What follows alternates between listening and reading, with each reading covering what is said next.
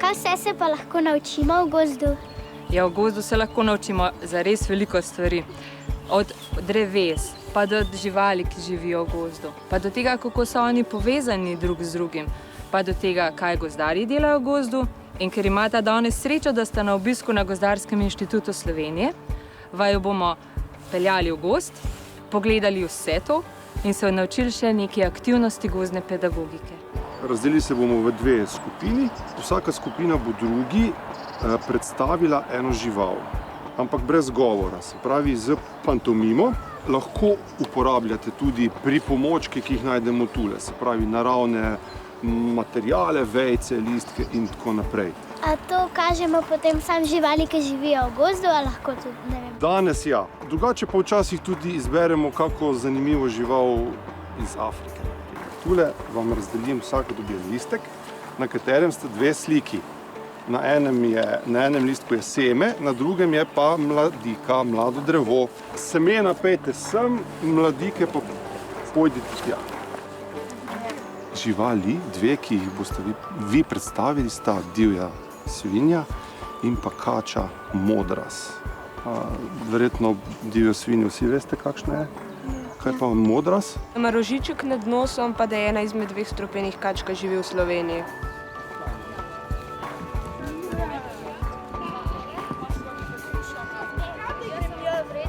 Zdaj bojo najprej mladike predstavljati prvo žival, vi boste gledali.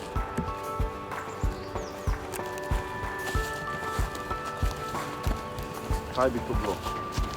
Kača? Kača, ja. Ena kača je, ampak ste videli, nekaj je imela na glavi gor. Modras. Modras, bravo. Zdaj nam bo pa naslednja skupina pokazala pa še eno žival. Zdaj pa, da vidim, ali boste uganili, kaj to je. Kaj bi to lahko bilo? Malo gledajte, kako se žival giba, kaj vse ima na sebi, ne? Jelen. Kako ste to vedeli? Zaradi rogove. Rogove, super.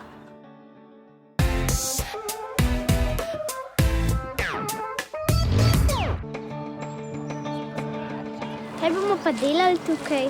Tukaj sem pa jaz pripravila za vas en poskus, da dokažemo, da iz rastlin, iz listov in iz igelc res izhaja voda v procesu transpiracije. Kaj pa je transpiracija?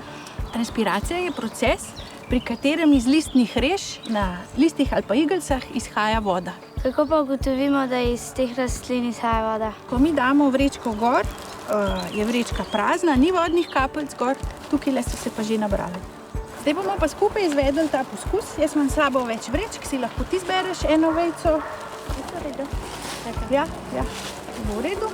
Pazite, da se ne prelukna, sploh pa igelcah. Potem s tako ležičko zavežeš, da lepo čim bolj stisneš. No, tukaj vidite, tale vrečka je čisto na novo, tukaj pripravljena in še nima kapljic. Tole sem pa včeraj pripravila, so se pa že nabrale kapljice vode. Kaj bomo pa zdaj počeli? Zdaj bomo pa izvedeli aktivnost gozdne pedagogike in sicer bomo poslušali. Zato, ker gremo velikokrat v gozd se sprostiti in nekako nismo osredotočeni na to, kar se dogaja okrog nas, pa ne poslušamo, ker smo preveč v svoji glavi. Zato bomo zdaj se postavili okrog, zaprli oči in samo poslušali, kaj slišimo.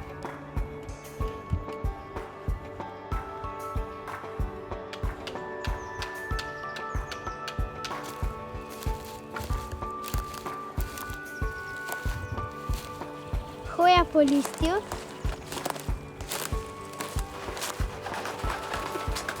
Golob griver. Detel, ki trka na drevo.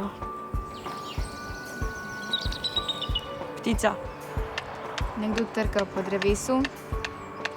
A vam je bil všeč tale gozdni potep? Ja, zelo. Veliko zvokov je. Želimo vama, da bi bili čim več v gozdu, da bi se v gozdu čim več učili, pa da bi šli starši pa s prijatelji večkrat ven.